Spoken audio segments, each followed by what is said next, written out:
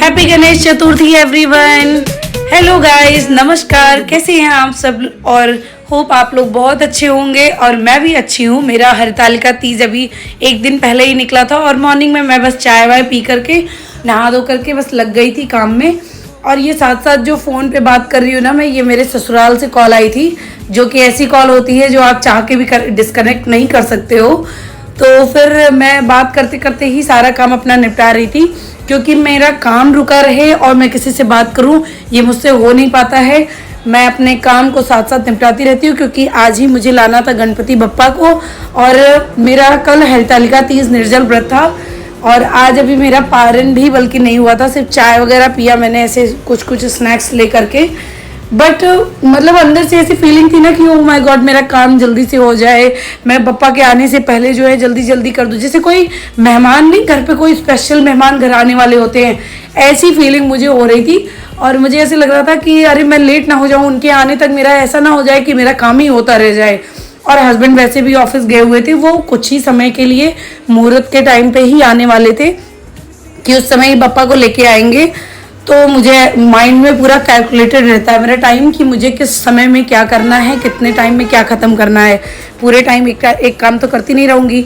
तो बस मैं जो जितनी फूल की लड़ियाँ होती हैं ना, दिवाली होली में हम लोग लेके आते हैं, उसको मैं बचा करके दोबारा से पॉलीथीन में अच्छे से रख देती हूँ, ताकि वो फिर नेक्स्ट किसी तीज त्यौहार में काम आ जाता है। जितना चल पाता है उतना चलाती हूँ।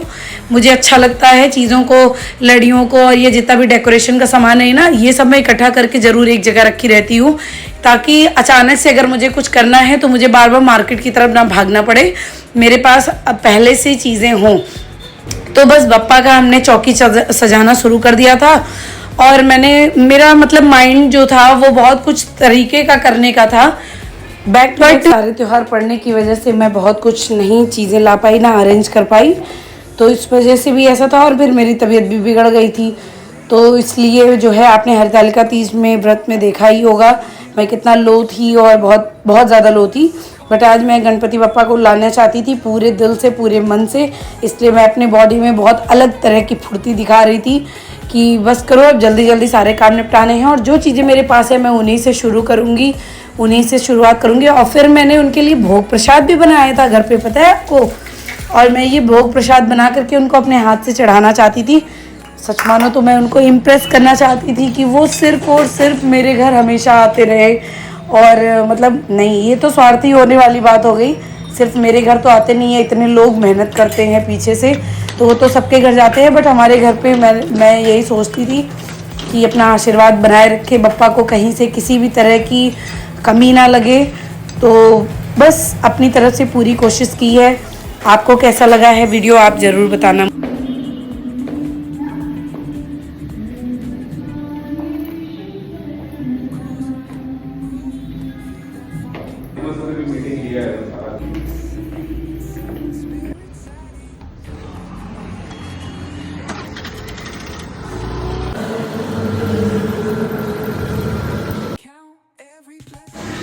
और मैं सज सवर के निकल चुकी थी अपने बप्पा को लाने के लिए।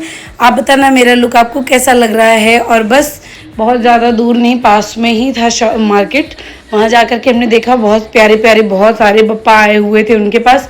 बस जो हमें चाहिए था इको फ्रेंडली बप्पा, वो मुझे नहीं मिले कहीं, क्योंकि हम लोग लास्ट डे पे गए हुए थे और शायद जो कलेक्शन पहले आया भी होगा, कि जिसमें इको फ्रेंडली वाला कलेक्शन आया भी होगा, तो वो पहले ही हमें लगता है उठ गया।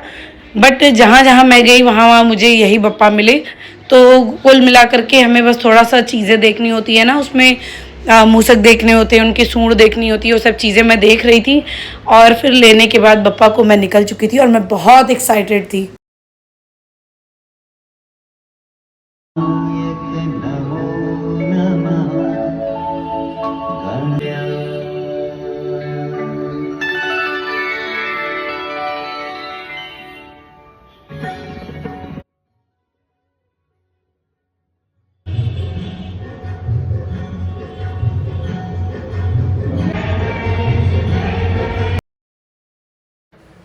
और फिर हम रास्ते में आते आते देखिए बहुत सुंदर से गणपति जी के पंडाल बने हुए हैं सिलीगुड़ी में। मतलब एक से एक पंडाल और इतनी क्यूट क्यूट से गणपति। तो मेरे से रहा नहीं गया, मैंने बोला एक बार दर्शन करते हुए चलते हैं, फिर कहाँ इतने तामझाम के साथ मैं आऊँगी दर्शन करने, क्योंकि रात वात में तो ऐਵੇਂ ही सब नाइट वॉक के लिए निकलते हैं ना, तो फिर बहुत होगा, सूट वगैरह डाल के निकलूँगी, साड़ी कौन बार बार डाल पाएगा। तो मेरा बहुत मन था वहाँ जा कर के दर्शन करने का, अपने छोटू गणपति को उनके बड़े भाई से मिलवाने का, मिलवाते हुए उसके बाद मैं सोची कि अब लेकर के घर चलते हैं, क्योंकि हमें भी देर हो रहा था, मुहूर्त निकला जा रहा था। गणपति बप्पा मोरया, मंगल मूर्ति मोरया, गणपति बप्पा मोरया।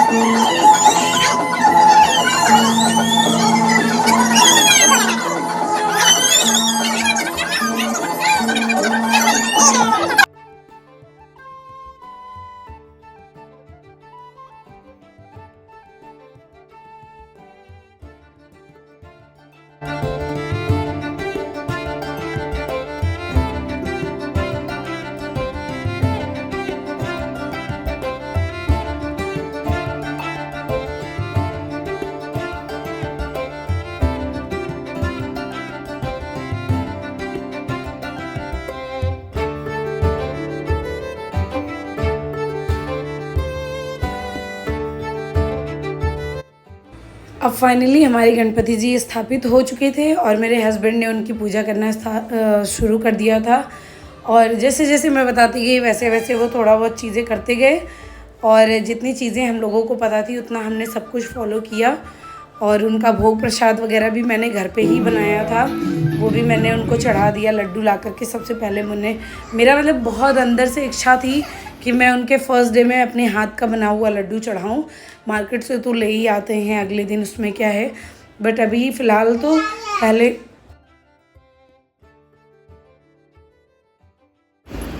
हे गाइस, सो फाइनली बप्पा हमारे घर आ चुके हैं और हम इनका वेलकम भी कर चुके।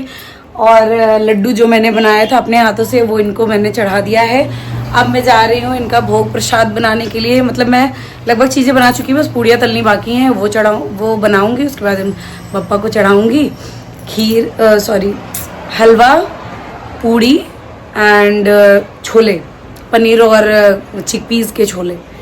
तो होप बप्पा को मज़ा आएगा हमारे साथ रहने में। फ़र्स्ट टाइम बप्पा को मैं अपने घर लेके आई हूँ और ये बहुत ही ऐसा मोमेंट ऐसे लग रहा है मैं रोऊं। मुझे ऐसे, एक तो मैं फ़र्स्ट टाइम लेके आई, फ़र्स्ट टाइम, और कल ही तीज, और मतलब अभी करंट सिचुएशन ऐसी है ना कि मेरे सर फट रहा है, हेडेक हो रहा है। मैंने अभी कल भी पूरे टाइम तीज थी, आज मैंने मॉर्निंग से चाय वाय पीने के बाद से भी मैंने अभी तक कुछ नहीं खाया, लेकिन पता नहीं एक अलग सी एनर्जी है भाई कि मैं बप्पा को अपने घर लेके आई हूँ और शायद इन्हीं की वजह से मैं इतना सब कुछ कर पा रही हूँ।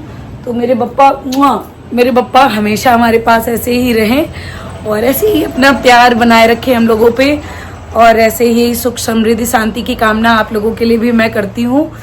तो गणपति बप्पा मोरया। चलो मैं भोग प्रसाद बनाती हूँ, बप्पा को भी भूख लगी होगी। Bye bye.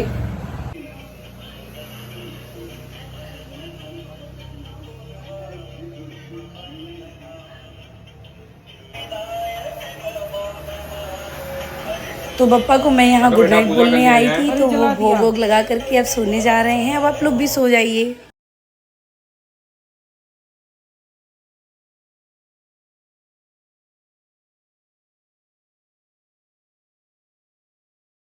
यहाँ बप्पा का है हमारे घर का दूसरा दिन। सुबह की बात है, जब हस्बैंड नहा वहाँ करके बैठते हैं ऑफिस जाने से पहले पूजा करने के लिए, तो मेरा बेटा भी आकर के अगरबत्ती वो देख देख करके जलाना सीख रहा है पूरा। और वैसे कैसे हम लोग अगरबत्ती घुमाते हैं भगवान के सामने, वो सब करता है।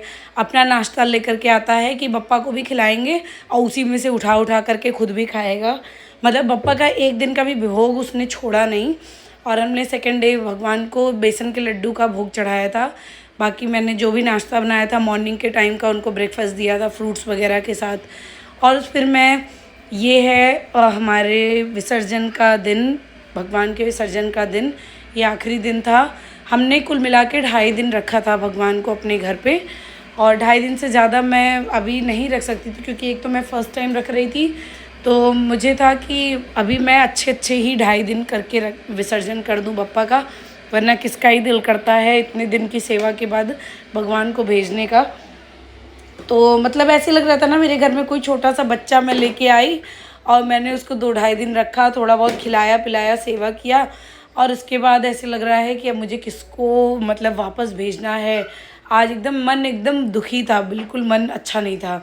फिर भी चलो जैसे तैसे करके, अब आज मेरा मतलब अलग से कुछ ऐसे साड़ी वाड़ी पहनने का तो मन नहीं था, क्योंकि हमारे यहाँ आज ही सिलीगुड़ी में विसर्जन का दिन है। मतलब मोस्ट जितनी भी मूर्तियाँ हैं आज रखी गई हैं, सभी का विसर्जन आज ही होना था।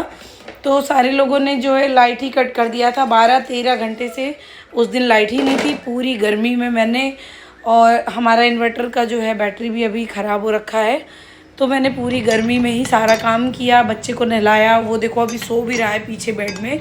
और फिर मैं आ गई थी जल्दी जल्दी नहा के, साड़ी पहनना, फिर गीले बालों में गर्मी लगती है तो और बुरा लगता है।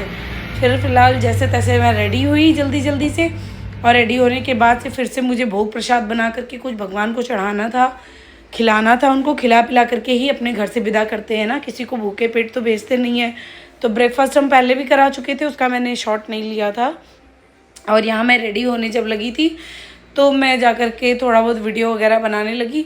और हर एक चीज़ नहीं हो पाता है यार कि हर चीज़ मैं वीडियो में आपको दिखा पाऊँ। जितना हो पाता है उतना मैं दिखा देती हूँ। हर चीज़, छोटे छोटे काम, छोटी छोटी चीज़ें मैं करके नहीं दिखा सकती हूँ, क्योंकि मेरे साथ अभी प्रॉब्लम है। और दूसरी चीज़, अभी मुझे पूरा प्रॉपर मेरे पास सेटअप है नहीं, तो फ़ोन वगैरह रखना करना, फिर बच्चा भी है वो भी डिस्टर्ब कर देता है, वो तो फ़ोन उठा के खेलना शुरू कर देता है। तो मुझे थोड़ा सा प्रॉब्लम होती है, और मैं भूल भी जाती हूँ काम वाम के चक्कर में कि मुझे वीडियो भी लेना है।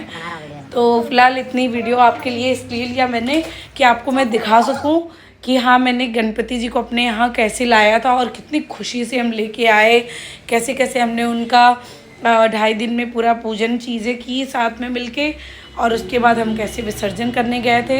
हस्बैंड का ऑफिस होता था तीनों दिन में, लेकिन वो ऑफिस से टाइम लेके स्पेशली बप्पा के लिए आते थे 1 घंटे 1.5 घंटे का, कि हमको ठीक है, अगर मतलब मेरा ही मन था। पिछले साल तो हस्बैंड ने बोला था कि अगले साल से हमें भी बप्पा रखना है, तो मेरा भी मन था कहीं ना कहीं कि अरे मुझे तो सालों से बहुत मन था रखने का, बट मैं थोड़ा सा पैर पीछे खींच रही थी कि कभी किसी ने रखा नहीं था। बट फिर मुझे बहुत सारे लोगों से फीडबैक अच्छा।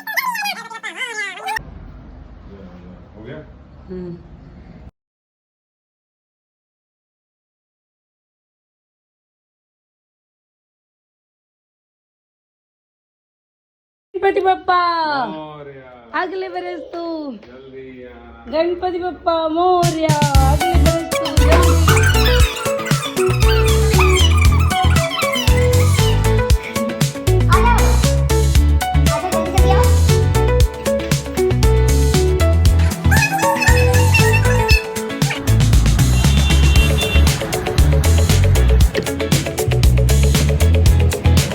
बाबू बीच में बैठ।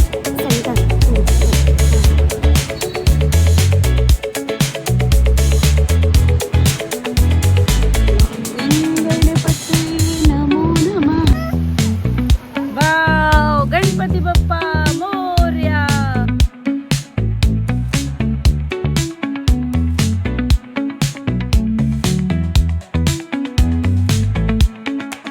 फाइनली हम बप्पा को लेके पहुंच चुके हैं महानंदा रिवर पे, जो कि चाइना और कई जगहों से ये बहती हुई आती है। तो महानंदा रिवर पे जिस एरिया में हम रहते हैं यहाँ पे सभी लोग अपने गणपति ला करके यहीं विसर्जित किए, यहीं पे जगह दिया गया था सबको विसर्जन का। और इतना सुंदर साफ सुथरा ठंडा ठंडा पानी आ रहा था, इतना अच्छा व्यू था। अनुज तो गोट के पीछे परेशान थे, उनका इंटरेस्ट उधर ज़्यादा आ रहा था, उनको गोट भी जो है डॉगी लगता है।